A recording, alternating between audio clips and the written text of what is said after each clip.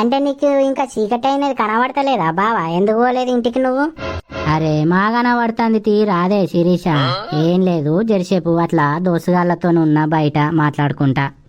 ఏంది దోసగాళ్ళతో ఉన్నావా? అవసరమా బావా నువ్వు ఈ టైం దాకా దోసగాళ్ళతో బయట ఉండడు?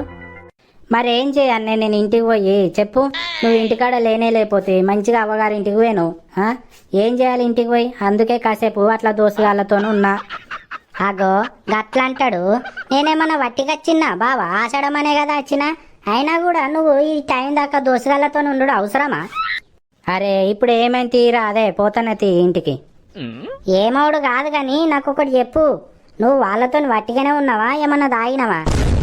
చిని అవ్వ వేస్ట్గా చెప్పినట్టయింది. ఇప్పుడు దీనికి ఏం చెప్పాలి? అరే తాగలేదే శిరీష, వట్టిగానే అట్లా మాట్లాడుకుంటున్నాం. ఇంకియో కావాలంటియో వాసన చూడు. అర్థమైతుంది నాకు, మా అర్థమైతుంది కానీ నిజం చెప్పు బావా, నా మీద ఒట్టేది చెప్పు.